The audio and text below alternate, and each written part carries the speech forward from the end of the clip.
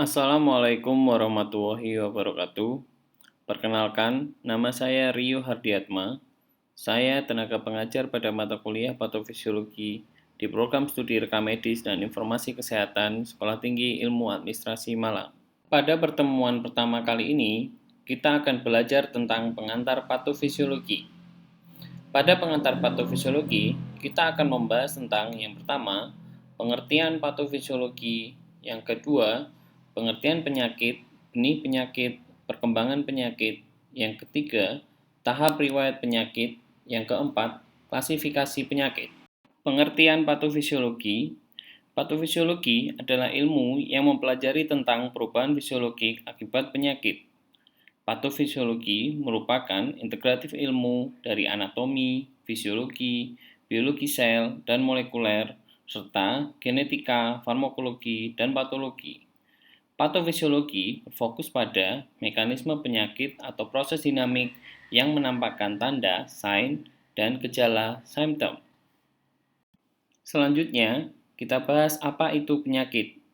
Penyakit adalah kegagalan organisme untuk beradaptasi atau mempertahankan homeostatis. Penyakit merupakan proses fisiologik yang mengalami penyimpangan. Penyimpangan fisiologi dapat disebabkan oleh banyak faktor, diantaranya agen, hipersensitivitas, alergi, dan juga genetik. Selanjutnya, di benih penyakit. Benih penyakit terdiri dari dua, di mana agen dan juga mekanisme adaptif tubuh itu sendiri. Agen dikarenakan oleh bakteri, virus, protozoa, dan juga jamur. Sedangkan mekanisme adaptif itu disebabkan karena leukosit, imunitas, dan juga proliferasi sel. Sekarang kita bahas tentang perkembangan penyakit. Perkembangan penyakit itu terdiri dari etiologi. Etiologi di mana studi mengenai penyebab atau alasan suatu fenomena atau penyakit. Etiologi adalah sebuah konsep yang kompleks karena sebagian besar penyakit kausanya multifaktorial dan akibat interaksi faktor intrinsik, genetik, dan juga lingkungan. Tanpa mengetahui etiologi, pencegahan dan pengobatan akan menjadi sulit. Berbeda dengan etiologi, patogenesis adalah rangkaian kejadian, proses, perkembangan penyakit dari permulaan yang paling awal serta faktor yang mempengaruhi. Riwayat penyakit alamiah adalah perjalanan penyakit dari awal sampai akhir tanpa pengobatan dan campur tangan medis. Ini adalah tahap riwayat alamiah penyakit. Terbagi menjadi tiga tahap. Tahap pertama adalah tahap prepatogenesis. Tahap kedua, tahap patogenesis. Yang ketiga adalah tahap pasca patogenesis. Tahap prepatogenesis awal. Pada tahap prepatogenesis, kondisi host atau tubuh masih dalam keadaan normal dan sehat. Ketika sudah ada interaksi antara tubuh dan juga agen, bisa bakteri, virus, tetapi agen masih berada di luar tubuh atau host.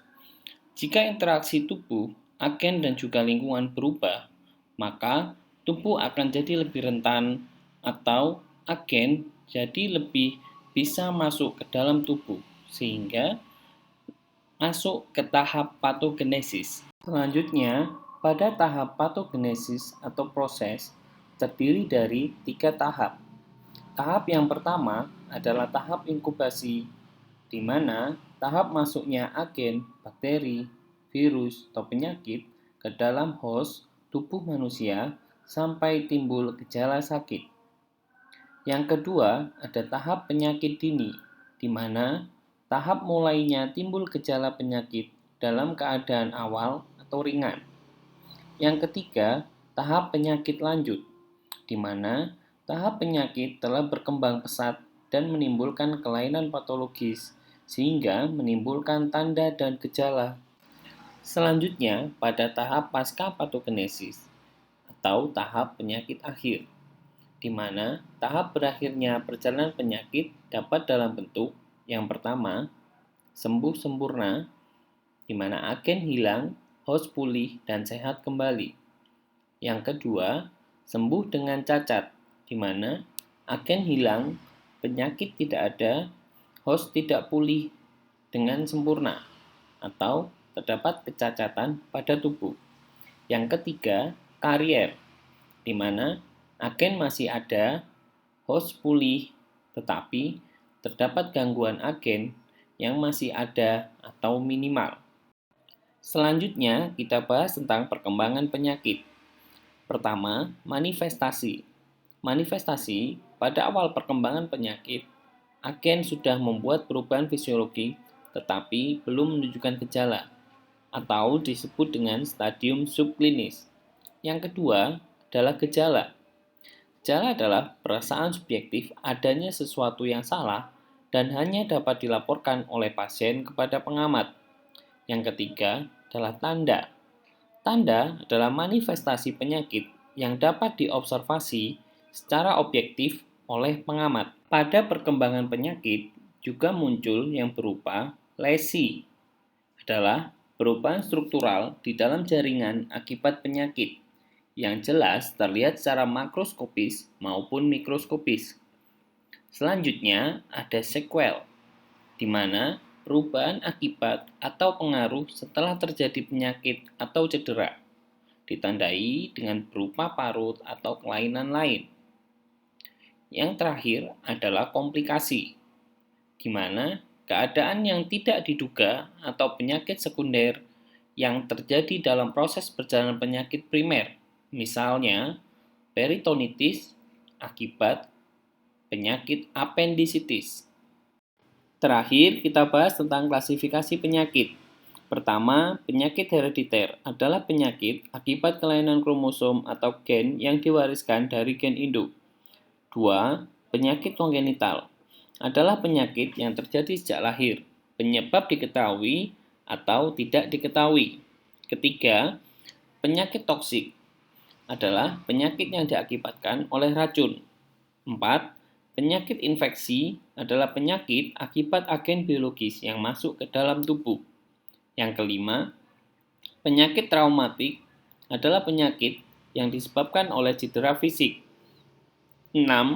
Penyakit degeneratif adalah disebabkan degenerasi berbagai bagian tubuh seperti osteoporosis, arteriosklerosis. Lanjutan dari klasifikasi penyakit. 7. Penyakit imunologi. Penyakit disebabkan hipersensitivitas, autoimun, dan imunodefisiensi. 8. Penyakit neoplastik. Penyakit yang disebabkan pertumbuhan sel abnormal seperti tumor atau kanker. 9. Penyakit gizi. Penyakit yang disebabkan oleh defisiensi gizi seperti defisiensi protein, kalori, vitamin, dan mineral. 11. Penyakit metabolik. Penyakit yang disebabkan oleh gangguan proses metabolik atau hormonal pada tubuh. 12. Penyakit molekuler. Penyakit yang disebabkan oleh kelainan molekul tunggal yang menyebabkan abnormalitas sehingga menimbulkan gejala seperti anemia bulan sabit akibat kesalahan urutan asam amino dalam Hb atau hemoglobinnya. Lanjutan dari klasifikasi penyakit. 13. Penyakit psikogenik. Penyakit yang disebabkan oleh gangguan mental seperti neurosa dan skizofrenia. 14. Penyakit iatrogenik disebabkan tidak sengaja akibat pengobatan tenaga kesehatan seperti efek diuretik tiazid yang dapat menyebabkan hipokalemia sehingga munculnya penyakit aritmia. Yang terakhir, 15. Penyakit idiopatik adalah penyakit yang penyebabnya tidak diketahui. Terima kasih atas perhatiannya, selamat belajar, dan sampai jumpa di pertemuan selanjutnya. Wassalamualaikum warahmatullahi wabarakatuh.